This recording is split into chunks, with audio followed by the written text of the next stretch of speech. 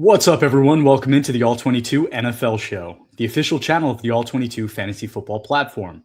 It's the only fantasy football game with full 53-man rosters, including offensive linemen, where you get to choose personnel packages and have access to PFF grading and advanced stats to make decisions each week.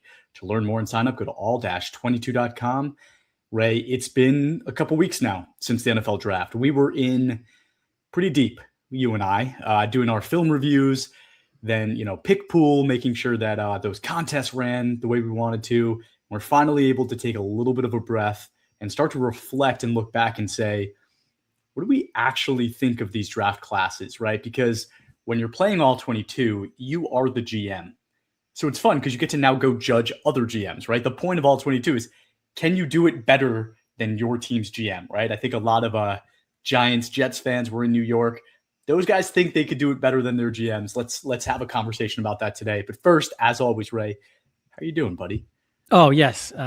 We haven't done a show in a couple of weeks now, so the audience is probably, they're dying to know. So yeah, I'm Pins and needles, dude. doing okay. Yeah, exactly. I could use some pins and needles on my back, actually, a little acupuncture action. That'd probably be, that would go a long way for me right now. But, we play hurt here all the time, so that's just what we do. But I'm glad we kind of, had another about 2 weeks to settle down and just let everything digest from the draft. Because, right after the draft, everyone, every pick is the greatest. Every fifth round pick is the biggest steal of the draft. And you had a third round grade on them, but you got them in the fifth. No, you didn't. They're lying to you 90% of the time.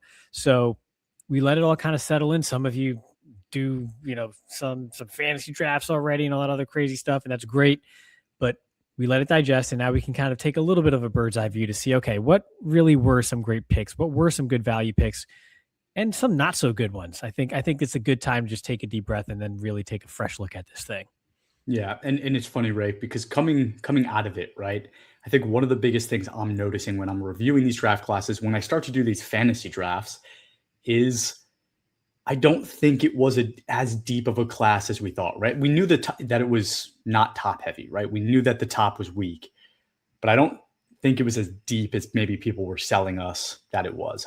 It feels light, and I don't know if you feel the same way. Well, my fifth round picks, I had third round grades on them, of course. So I'm telling you the truth when I say that, obviously. So it was. I think it was still above average day two-ish depth. I think you had a lot of, because there's this talking point before we get into sort of the team by team stuff here. There's this talking point out there now with college NIL bringing prospects back to school for extra years, that's taking away from the later parts of the draft. And yeah, kind of. But everybody that returned to school last year because of NIL is now in the class this year. And there are a lot of players from schools like Clemson and Penn State who returned to school this past season that could have won in last year's draft that were in that sort of day two mix. Those are just two examples. So there's a bit of a lag, and after 4 years of NIL, that thing it's all going to come out in the wash anyway, because now the math just works out that way. I think that made it a little bit sort of deeper in the day two-ish, early day three range of this class, but rounds 5, mid 5 through 7. Yeah, it wasn't, it was probably a little bit below average then, but I think the middle was probably a bit deeper than some other classes. All right, well, why don't we start jumping into it? Let's talk about the AFC East. Let's start in the AFC, go into the East. We'll see how far we get in this episode. We may do both divisions, but we'll see. So starting in the AFC East, let's say the AFC East is hard because one team had 3 first-round picks, okay? So, they have quite the advantage. So my best team, I'll just start it off, right? So I have the New York Jets as the best draft in the AFC East. Surprise, surprise, right? Bailey, the edge rusher, picking him second. I wasn't a huge fan of that. Sadiq, I was pretty critical of Sadiq as well, right? But they get him. The reason I start to like this Jets draft a lot is because then they go and add Cooper, Omar Cooper Jr., the receiver out of Indiana, right? And you start to go, okay, this offense is interesting now, right? You have Garrett Wilson, Omar Cooper Jr., Sadiq with a good running game and a really good offensive line. And you look at the Jets offense and go, they really did as good of a job as possible setting this team up for success next year when they draft their quarterback, right? You had Bailey to the defense. In the second round, they go get one of my favorite cornerback prospects in years in Pons, again from Indiana. And I start looking at this team and going, okay, they have 3 more first-round picks next year. If they really can get their quarterback, maybe they add a corner, like a true, number one corner. I don't really see any remaining massive holes on this team, and I really like what they did. That is such an easy way out. Yeah, I'm going to take it every time, Ray. You take what the defense gives you, but you don't take any shots. And that's why you're not a game-breaking quarterback. So, the Jets had a good draft. As long as you're patient enough to not blow it all up after this year when you still don't win a lot of games because you still don't have a quarterback to run your offense, because you get in trouble where you have this grand plan when you sit there during the offseason and go, yeah, we know we're not good. It's going to take a couple of years. This thing's going to take a couple of years here. Just stick with us. And then when you're 1-6, heading into Halloween and calls, the New York media wants you to fire your coach, and then you do fire your coach, and then everything is in flux again. And then that's when you get into trouble. So This was a very good stepping stone for the Jets, stepping stone draft for the Jets, but they have to stick with the plan. If you're going to tank, you have to trust the process and stick with it. Don't fire everybody when you don't win a lot of games this year, because you're going to, all these talented rookies that you got, even Darrell Jackson out of Florida State at pick 103, don't throw them all in flux with a new regime after you bring them into the building. Let them grow and develop with the guys who drafted them with a plan. So I'm with you. They had a good draft, but my favorite draft in this division in the AFC East was actually the Miami Dolphins. And I know you just loved the Caden Proctor pick 12. But actually, when you go through the list, first off, they had 11, 12 picks. They had a ton of picks.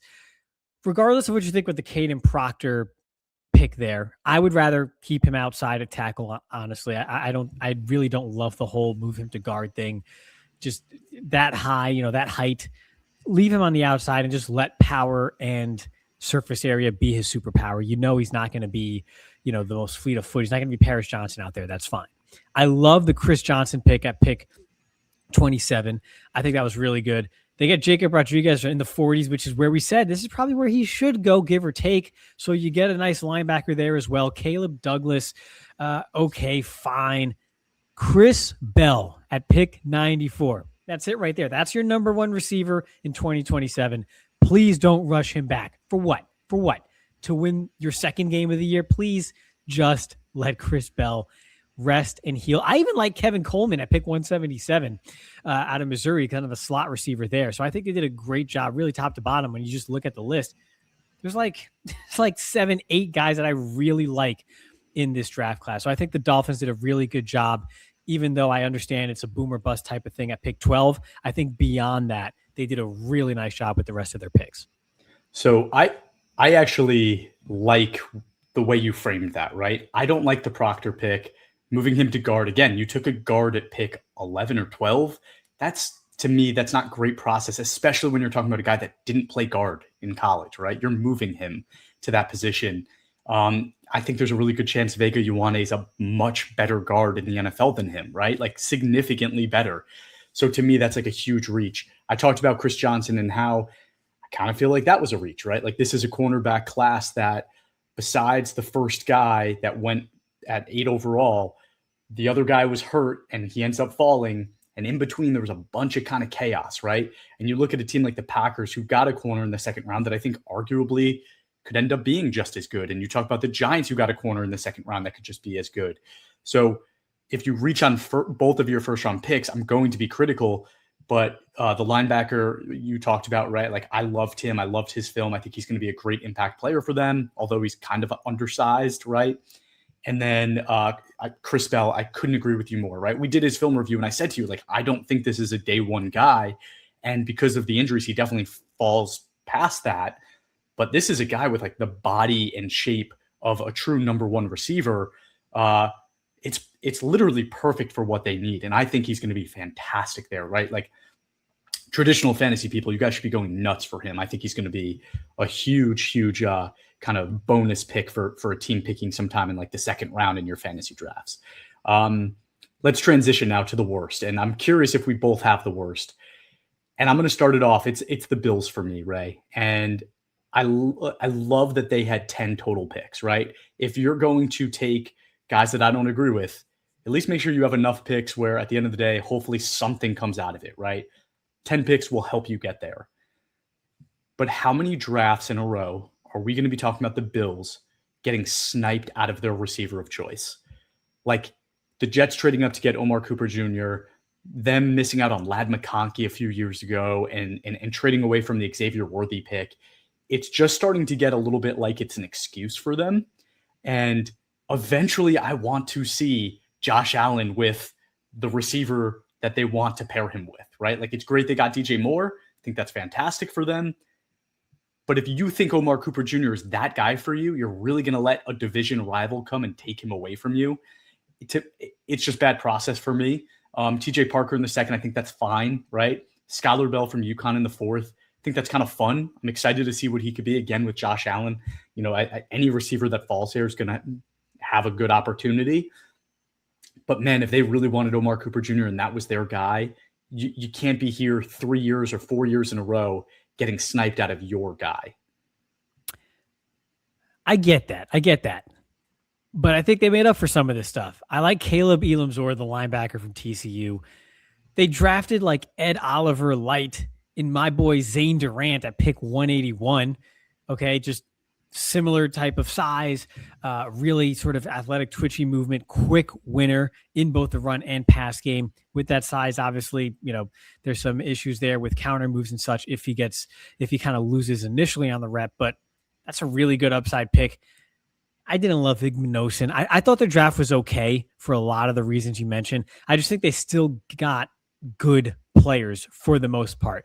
Bell, Elamzor, Durant, TJ Parker. That's right around the range. I was a little bit lower on TJ Parker, but pick 35, I think that's fine. Jalen Kilgore, another one that with some good potential there, and Toriano Pride. So two defensive backs there that I kind of like late in the draft. I think they did okay. 5.5, 6 out of 10. They weren't my worst. Worst in this division.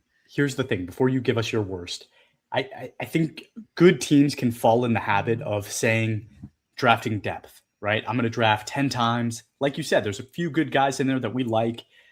They're depth pieces, though. None of them are impact players. And if you had an opportunity to get an impact player to help your quarterback, you do that, right? Do that. And it's multiple years in a row where they were not able to do that. To me, that's a problem.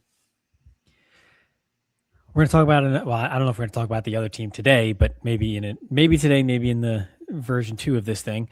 I get that. And that kind of happens with those good teams, like you said. So there's another prime example for that a bit later on. So I get that. Okay. I get that.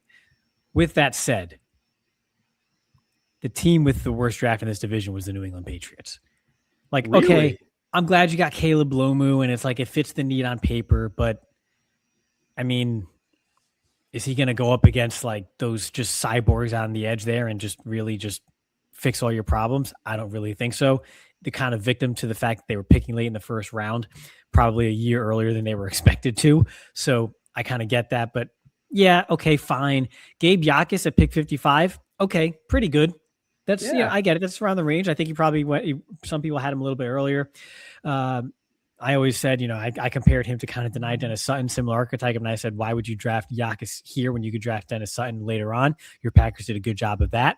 But then after that, Eli Raridan, a tight end with 2 ACL tears already, that's going to be your replacement for Hunter Henry in a year or two, who had his own injury issues. So you're just going to draft another one with a ton of injury issues like that. That doesn't, I don't like that at all. Demetrius Crownover, I mean, pick 196. So am I going to really nitpick about that? I mean, I guess, but there's just nothing there that excites me outside of those first 2 picks, and nothing really stands out as fantastic value. It's like, okay, we fit our need. We drafted for need in the first round. We got a second round player in the late second round. And then the rest is just, I don't see how you get any better with any of this. It's just a bunch of just meh. And I think with a much tougher schedule this year, you can't just run it back and just, you know, start over again in the AFC Championship game. It's not going to work that way. I don't think they got a lot better with this draft. I just don't see it here. I don't see the excitement with this draft. Yeah, it's just, nothing excites me with this draft. Nothing. So no plus Caleb value Lomu, anywhere. I liked Caleb Lomu significantly more than you did. I think he's going to start inside, and then it's kind of like, is he the replacement for Will Campbell? If Will Campbell moves inside, do they move him to right tackle? If the right tackle retires, I think he's an older guy. I'm trying to remember. But it's those things that I like, right? Like if you're a team picking 31st overall, that's a good pick in my book to shore up your offensive line. To your point, how sure do we feel that it is? But I think you got a starter, a starting player, right? I can't say that for the Bills, that they got a starting player with their first round pick. I think the Patriots did. And I think they also got one in the second round on defense. So you get 2 starters on your team. And again, everything after that is a crapshoot anyway in a draft like this. How impactful do we expect those players to be? We'll see. I don't hate it as much as you did. Why don't I tell you my favorite pick? I mean, we already talked about it. Chris Bell, to me, getting him at the end of the 3rd round for the Dolphins when you have a huge need at receiver. Tremendous process. So like, even though they're, potentially in my book, one of the worst drafts in this class, getting Chris Bell there is amazing to me. Yeah, that was a phenomenal pick. So agree with everything you said. I'm the Chris Bell guy. My favorite pick also from the Dolphins was actually Kyle Lewis, the linebacker from Pitt, linebacker / safety. A lot of people were super high on him. Yeah. And I wasn't quite as high as those saying like, this is like a mid-second round pick. I wasn't quite there, but to get him at pick 138, I have the tweener concerns that others do, but at the same time, a player this big and athletic, this versatile at pick 138 on a defense with a ton of holes. This is great. This is great value for you. This is a nice chess piece to build your defense around. This is a 2-3 year rebuild. To get a nice chess piece like that here at pick 138 is phenomenal. So I was a big fan of that pick.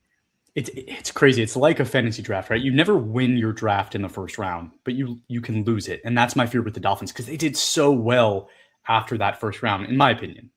But let's move on. Let's move to the AFC South now. So, Ray, I'll go first. I actually have a tie. I took another kind of easy way out here because I think the Titans had a great draft, even though I'm not a Kendrick Falk guy. I talked about Carnell Tate, how I think getting a number 1 receiver for your young quarterback, besides getting like protection on the offensive line, it's the most important thing you can possibly do as a team. And people are saying, was Carnell Tate really a receiver that should have gone top 5? Maybe not in some other drafts, but I think he's plenty good. Like he's a great route runner. I think his size is underrated and under talked about. Like he's 6'2". Like this isn't like people compare him to Devonta Smith. Like this guy is, 2 inches taller, similar play style, but like a bigger body. Like I think that's perfect for what Cam Ward needs. And he's also a guy that can win downfield, which we know Cam Ward loves to do. I like the Anthony Hill Jr. pick in the 2nd. I was a big fan of him. Singleton in the 5th to compete in that running back room, I think is fantastic value, even though, again, we were both low on Singleton. Getting him in the 5th, and if you can get some juice out of that, right? I think 5th round is perfect for that kind of a player. It's really just the Kendrick Falk pick that I didn't love.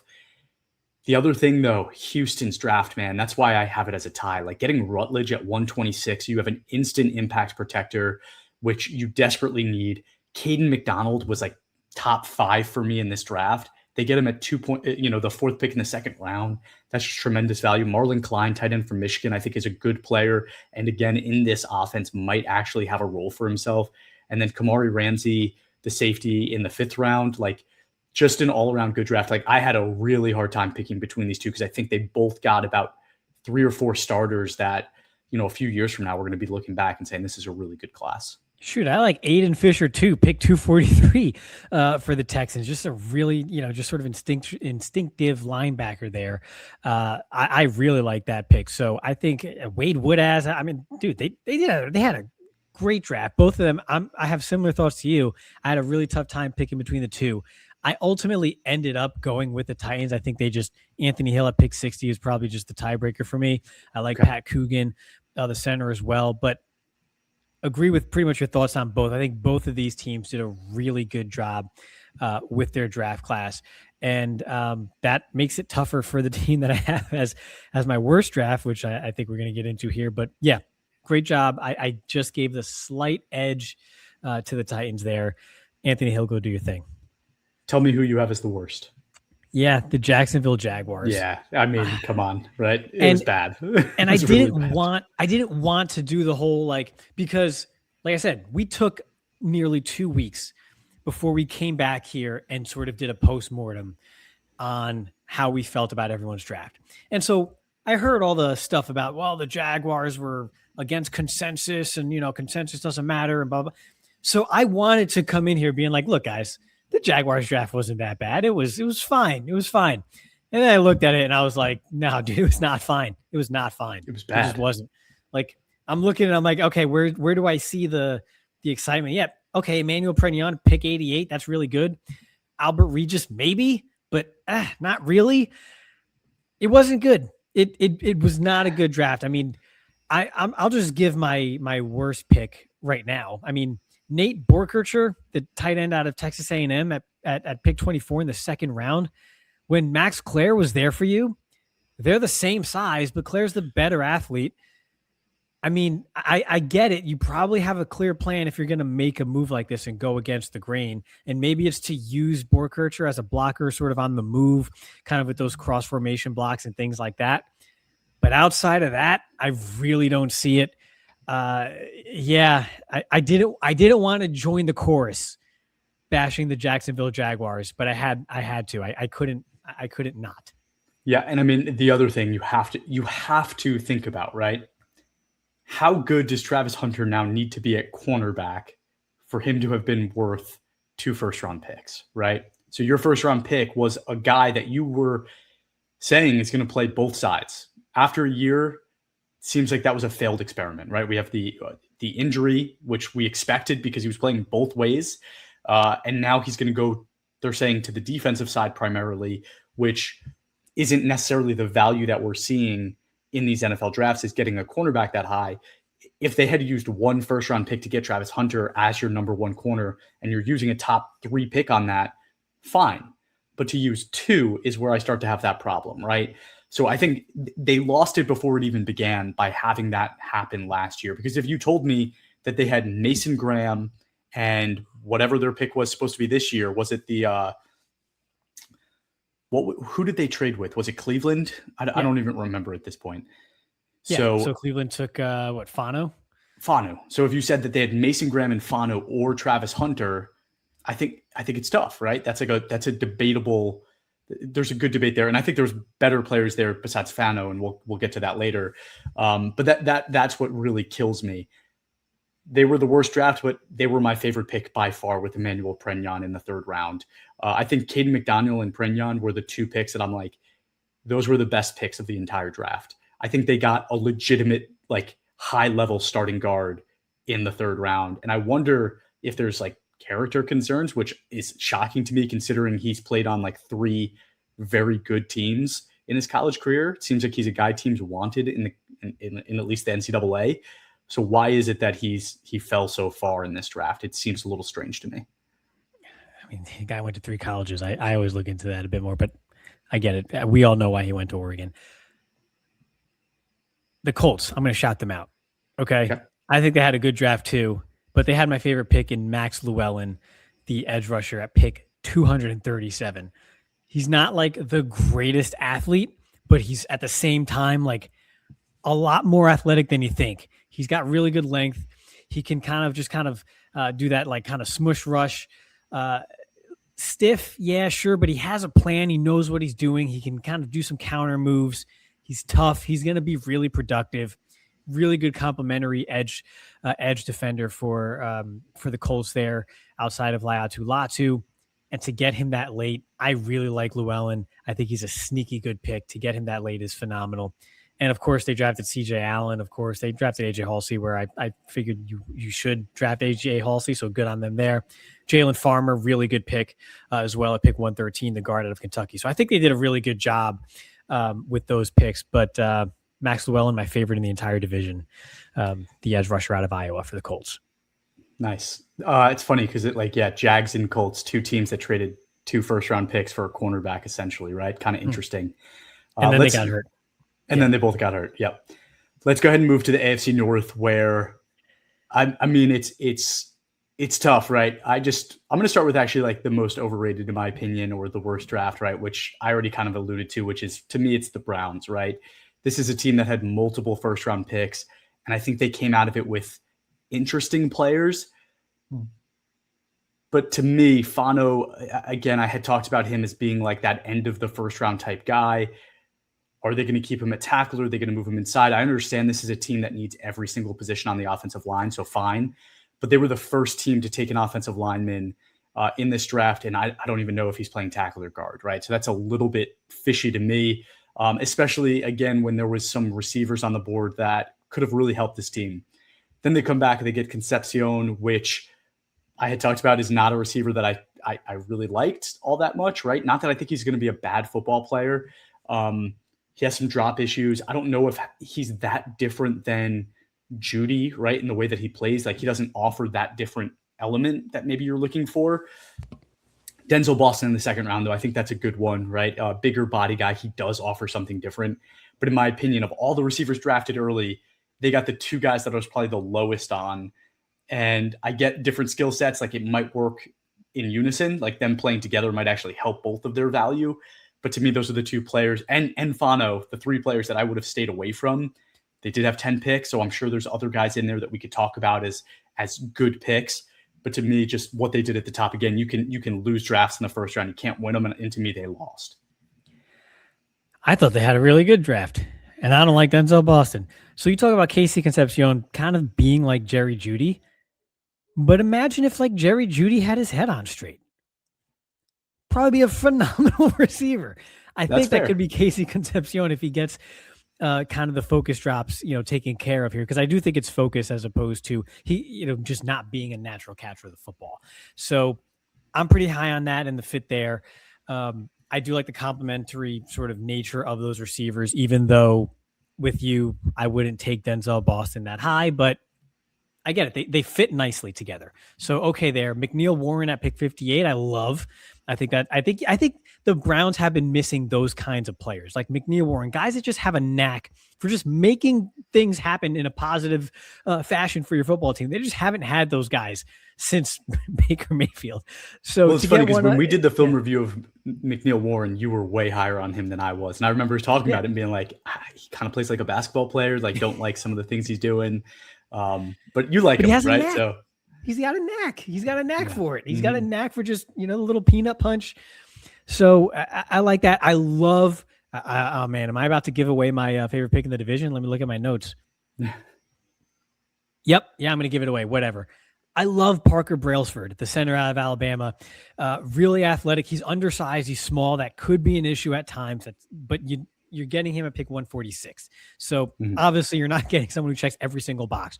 I think Brailsford is a nice, he's a brawler, a real scrapper in there despite his size, and he's super athletic. So I really like that pick as well. I'm not going to talk about Taylor Green. That's whatever. Lottery pick. We'll see what happens there if he can make a good tight end or something. But I like the complementary nature of their receivers. Fano, okay. I wouldn't take him that high, but again, that's just kind of the offensive line this year. And yeah, I love McNeil Warren, but they're not my favorite pick of this, or not my favorite draft here. And that was actually a tie. I couldn't decide, Chris, between the Ravens and the Steelers. So I'm going to talk about the Ravens. I'm surprised. Yeah, well, they got my guy Venga Ione, pick 14. I think, plug and play. A lot of people had that pegged for months. So good on them. Zion Young at pick 45. People were saying first round. I said, no, probably around 45 to 55. They get him at 45. I like that. Elijah Surratt at pick 115. There it is. I mean, that's amazing. That's a beautiful pick. I love that. I like Chandler Rivers as well. A little undersized, but scrappy corner out of Duke. Rayshawn Benny at pick 250. I love that. I love Rayshawn Benny. Kind of athletic. I think there's more blood on the stone there at Michigan. Once their staff left, and now they have a new staff under Whittingham, but I don't think they really got as much out of Rayshawn Benny and a lot of those defensive talents as they could have this past season. I think there's, he has the potential to be a really good pro. So I really like him a lot as an athletic defensive tackle. And then the Steelers, I mean, I think they had a good draft. Mekhi Lemon, Sorry, not Mekhi Lemon. Mekhi Lemon got robbed from them. So like you kind of were like, oh my gosh, no, but they recovered from that to take Max Ionichur, my boy at offensive tackle with all the traits. That's exactly who I want to see. There's an issue there probably with Broderick Jones. We're not sure how his injury recovery is going and what his future looks like. I love the Ionichur pick right there at 21. I think that's where he should have gone. Jeremy Bernard at pick 47. I like the versatility there, given that you have a behemoth like Metcalf on the outside. Drew Aller, obviously, get that smirk off your face. I mean, look, you take a developmental quarterback in the third round with a plan. I still think Rodgers is going to come back. And you see kind of what you have. You let Drew Aller in the building. And this time next year, they will have enough data on Drew Aller to decide whether or not he's someone they want to move forward with. If you don't, that's fine. You took a swing at pick 76 for a potential quarterback of the future. If it doesn't work out, then you can go ahead and get your guy next year. In next year's class, you're going to have to probably give up some draft capital for it, but at least you'll know. You take the swing. I like it. I like Dalen Everett. Jennings Dunker at pick 96 is right around where he should go. I think they had a really good first half of the draft. Even Nowakowski, the tight end out of Indiana, pick 169. I'm just looking at this whole now. I love it. I'm going to hand it over to you to talk about your boy, Eli Heidenreich. I'm still not sure I can even say his last name on YouTube without getting in trouble. But, yeah, they got your boy at pick 230, and they made like a big thing about it on NFL Network. Yeah, I mean, I think the Steelers did have a good draft. Not necessarily in agreement with you as them being like one of the best. Ionichur, we both really liked him, but they didn't get their guy. Like, it's a similar thing. It's like you got robbed of your guy. That doesn't look good. It doesn't feel good for the guy you draft instead. Then in the second round, like you like Jeremy Bernard. I don't like Jeremy Bernard. Also, like he's now wide receiver 3 in a passing offense that's, I wouldn't say like an electric one, right? So like he's going to be behind Pittman and Metcalf. He offers something different, which I think is a positive, but they've done that a few times and similar kind of mold of guys that just haven't really panned out. It's been a few years of them doing that kind of same thing. So I don't love it. Yeah, Eli, running back from Navy, going to be awesome. He offers something truly different than the running backs they have. I think it also says something that they went back to the running back well. So last year's, I think he was a second round pick, I think, probably not looking good for him. But yeah, I like the Steelers draft, but not as much as I like the Bengals draft. So you're telling me you got Dexter Lawrence at the 10th overall pick. That's awesome, right? You know, I was a huge fan of Cassius Howell. They got him in the second round. Awesome. I understand the arm length thing. I don't want to hear about it anymore. And then I've heard several scouts and pros kind of come forward saying Connor Liu was one of the only centers in the draft that teams were really high on, and they got him in the 4th round. They needed that help on the offensive line. They needed tons of help on the defensive line. And you look at teams, right? Teams that have been successful in years past, it's usually a team that has a very deep bench on the defensive front. And now the Bengals, for the first time in the Joe Burrow era, have a deep front on the defensive line. So I love that for them, right? I think that allows them to take that step to be back in the playoffs and maybe trying to make that deep playoff run. So big fan of that draft. You didn't mention Jennings Dunker, who is my favorite pick. The Steelers got him the last pick of the 3rd round. I don't think he's a tremendous, prospect at this point, but you're telling me that he gets to learn in that environment on that offensive line with Aaron Rodgers. We talk about this. Veteran quarterbacks are really good for young offensive linemen. I think this entire offensive line gets better. So Ionichur, Dunker, I expect them to kind of get places, and you start to build the future of this offensive line with the guys that they've gotten over the past few years. So I'm a big fan of the Bengals draft. I like the Steelers draft, and I think the Browns is just overrated, but it's not bad. This all around the North was a good situation, good drafts all around. When you factor in Dexter Lawrence for the Bengals, they did well.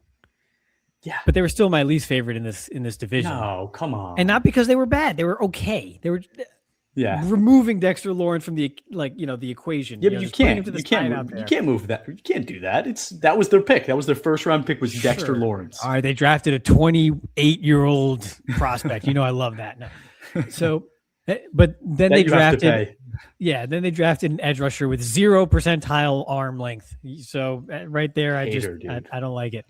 Jacario Davis, I think, is boomer bust. I think he's kind of the key to this whole thing. I think if he's a hit, because he's got the size, he's got the length, I'm just not sure if he's quite has that stickiness to his game enough to really stick with some receivers and carry them inside a lot. If he can, I think I think it kind of changes the complexion of their draft. Then outside of that, it's just a bunch of just meh for me. So I'll go into my worst. Well, did you give your worst pick? Yeah, I did it. I started this with the worst with the Browns. Yeah. So we'll end this segment with my worst pick, and then you could just transition us out of here because it's just upsetting. But in any event, worst pick is Colby Young. Okay, first off, it's just not that good, right? So the Bengals drafted him at pick 140. I just don't think he's that good of a player, honestly. He's just big and kind of long, but was never really that productive. Junior college player, transferred from Miami to Georgia, charged with battery and assault of an unborn child, going to be 24 years old, ended up serving 12 months of probation and a fine, etc. for that, whatever. Take CJ Daniels instead, who went much later, or Malik Benson. Take someone else besides Tyreek Hill off the field, but not Tyreek Hill on the field in any sense of the imagination. So take us out of here. Worst pick by far, and that's why the Bengals are my worst, or my least favorite draft in the AFC North.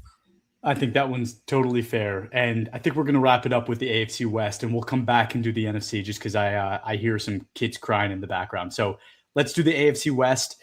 Best team for me. This is going to come as no surprise to anybody but the Chargers. Akeem Messidor is the guy that I talked about fitting in so well with this team, right? This is a team that is trying to get into that win now window. Messidor is an older prospect. I think he fits right in. You love that Khalil Mack is still there. This is an awesome fit for this team. Jake Slaughter, the center. This team needed interior offensive line help. They add a true starting center from day one in Jake Slaughter. And then Brennan Thompson. We know that Mike McDaniels, the new OC, loves speed in his receiving core. I think this is a guy that will open things up for Ladd McConkey, for Quentin Johnston.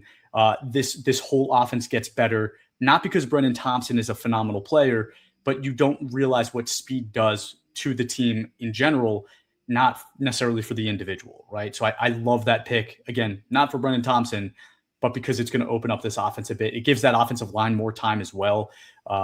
It just makes everybody's lives easier. I really like the Chargers draft.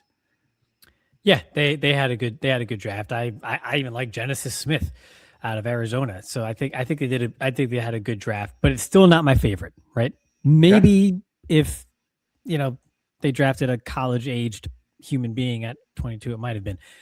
But my favorite is actually the Chiefs. I'm shocked that yours is not the Chiefs. I think they crushed it. And even so, I can still see the downside for every pick that they basically made, but still. You got the number one corner in the draft. You made sure you got your guy by trading up a couple spots to pick 6 to make sure you get Mansour Delane. You needed to replace Trent McDuffie out there on the outside. Similar archetype. I think that's a phenomenal pick. LSU corners, they all hit except for Morris Claiborne when they get drafted by the Cowboys, of course.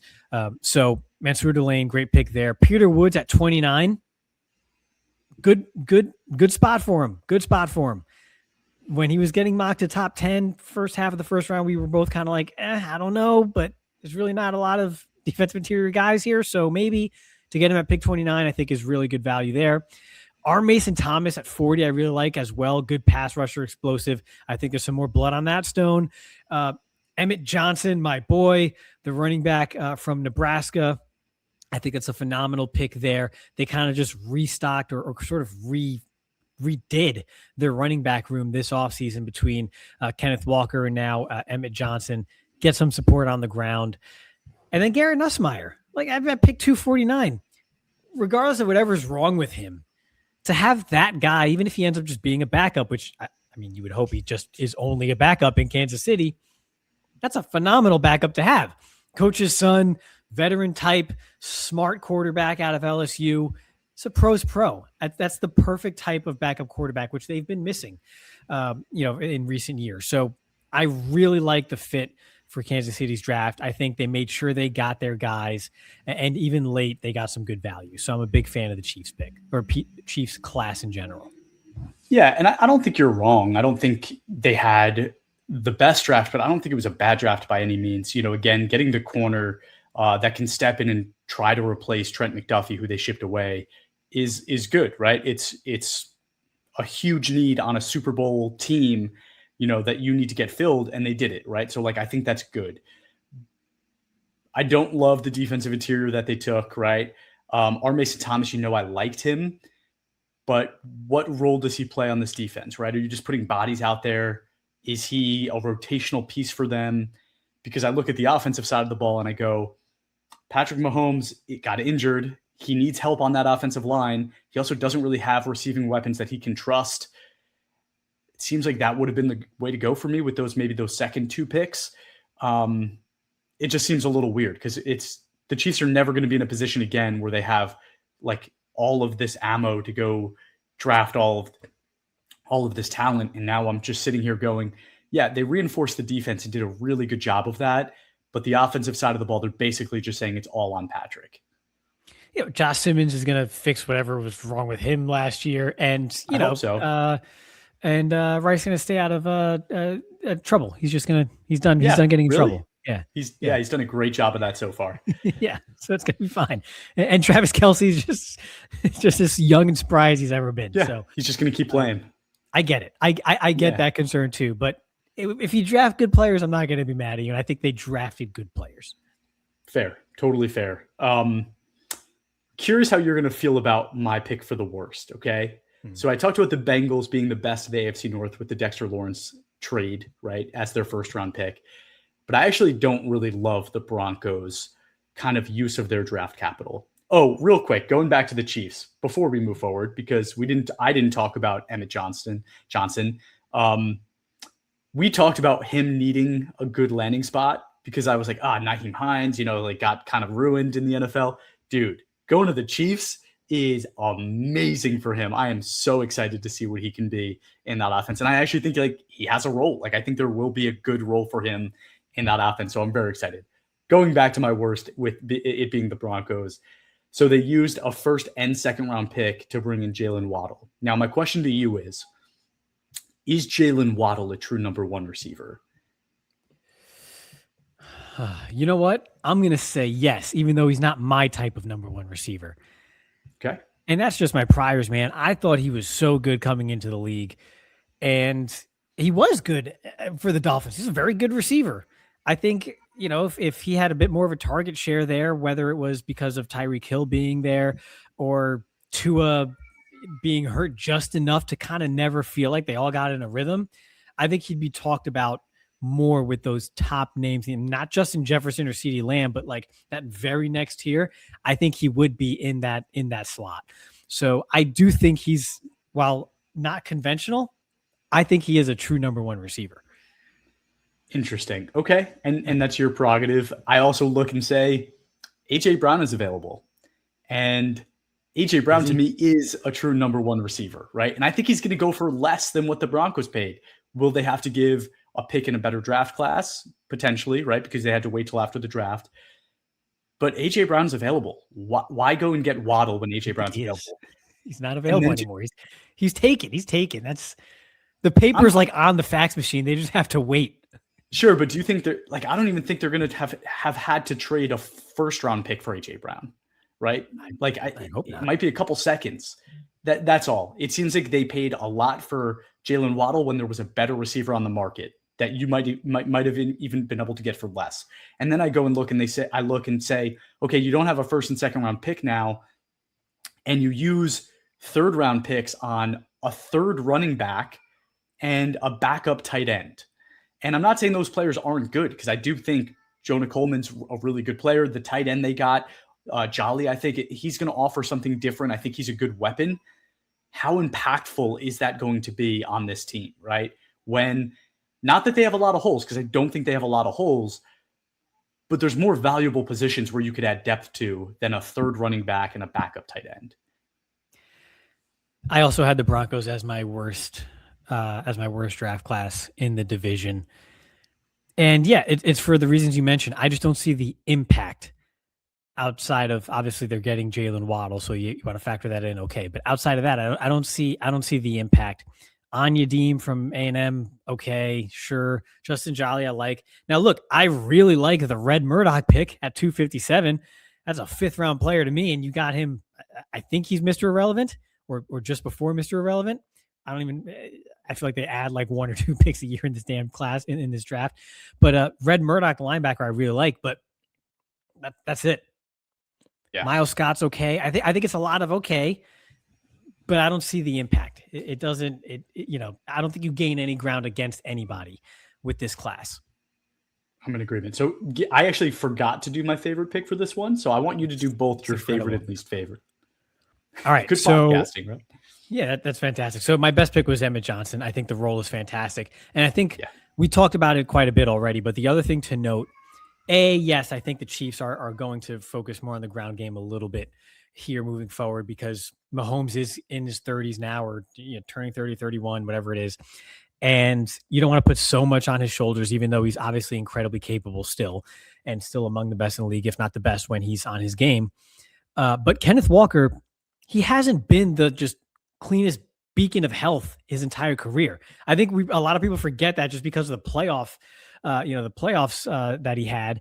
We forget this guy's kind of been in and out of the lineup too. So to have someone like Emmett Johnson who can be a bell cow, there's an opening for more volume. But even if just in general he is in a complimentary role, I think it's fantastic because they're going to give more carries, period, to their running backs than they have in the past. And to get a player that good in the 6th round, I think the NFL was a little bit too harsh on the running back class this year. There were still some pretty good players, and I feel like they all went around later than they otherwise should have.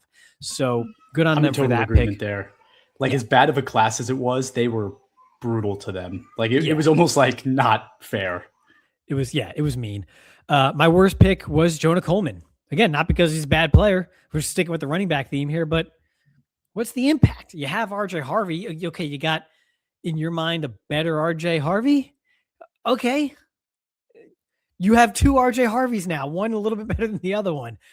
What does that do for you? And I wouldn't even say he's better. He's bigger, but he doesn't move the same way that RJ Harvey does. He's a little bit more of a bowling ball type running back. I don't know. You could say better, but I think it's really just bigger. And to me, he's more of a J.K. Dobbins insurance piece than he is an RJ Harvey replacement. But even so, what is that? That's the second draft selection you made in this class. That's and I get it. It's pick 108, so it's tough. But the rest of the NFL was too harsh on running backs. So you didn't take advantage because you took Jonah Coleman that early. So I think that's why it's my worst pick here. Let's also just shout out the Raiders because we didn't talk about them because they just did what I guess people expected them to do. But hey, you got the quarterback, you got Mendoza. Everyone knew that. Traden Stukes, I really like. You got Jermod McCoy. You got him. There he is. And isn't there a thing, Chris, with with human beings when they have knee injuries? Is it true that they can tell when it's going to rain? They're like, oh, my knee's kind of acting up a little bit. Yeah. Dude, I have that. It's called aging. It's called getting old. well, look, it doesn't rain in Vegas. So the knee is going to be better than it would if he went to Miami or something, That's great. Yeah, good for Jermod McCoy. But seriously, to take that dice roll at pick 101, who could have been on someone who could have been the best prospect in this draft class if he were healthy, and we saw him in 2025, is phenomenal value. Mike Washington Jr. I really like as well. Malik Benson late. Kieran Crawford. I think they just had a lot of really good picks and that could really work out for them and kind of deliver more than they could. So they weren't my favorite, but I think they did a good job. Total disagreement here. So I think the McCoy pick was fantastic, obviously, but shout out to Sam Monson, who had kind of explained it to us laymen as in the 4th round, there's guaranteed money differences, and it's the drop off in guaranteed money in the first year. So if Jermod McCoy goes and gets his medicals done and it's hey, this guy's not going to play football anymore, there's really no risk in taking him. So they were saying the first pick of the 4th round was always going to be the landing spot for McCoy because it gave teams that flexibility. So not going to give him a ton of credit for that. I think the other thing You added basically no weapons or help for your now rookie quarterback. Elijah Surratt went in the 4th round. You couldn't have figured out a way to get him to pair with Mendoza so that they could be together. Omar Cooper Jr. went at 30. The Jets traded up to get him. You're telling me you couldn't have made that trade to go get him, right? So like I look at this and I go, yes, the Raiders had a decent draft, but forget your defense for a year. Forget about it. It doesn't matter. You're not going to be a good football team. Add players to your offense so that your rookie quarterback stands a chance. And if you would have come out of this draft with Mendoza, Brock Bowers, Omar Cooper Jr., Elijah Surratt, and Ashton Genty, you look at that and go, okay, at least they're trying, right? Like maybe Omar Cooper Jr. and Elijah Surratt are not going to be the best players, right? I don't know. But they have chemistry. They know how to play together. It's a bit of comfort for your quarterback. That's a little bit of what I'm feeling. But I've come out of this, and after a couple weeks, I really think Mendoza is going to be a phenomenal football player. I think he's going to be a good player for sure. I don't think this is a bust. No, not at all. Yeah, not at all. They saw their biggest need before 8:15 p.m. Eastern time on draft night, which is, of course, the biggest thing. So, yeah, they weren't the best. They weren't my best in this division, but give them a little credit, Chris. Maybe they just have a 2-year plan. They're looking, they go, all right, we have Mendoza with no weapons and still a pretty bad defense, and then we just get Jeremiah Smith next year in 2027 when everybody else is fighting for Arch. Yeah, no, I mean, and that very well could happen. I mean, we're going to clip this in a year and be like, yeah, we told you, because that is what's going to happen. Yeah, so I mean, all in all, fun kind of review of the AFC. I think this is a good draft all around. Like teams are definitely getting better at this, right? They're taking the talented players, they're helping out the players that they should. They're kind of finding their strengths the way that we always talk about they should. And that's part of the team building that you get to do with All 22. Everybody, thank you for tuning in. Please give us a follow on Instagram, Facebook, TikTok, and X at All22_PFF, and give us a review wherever you watch or listen to your podcasts, and have a great rest of your day.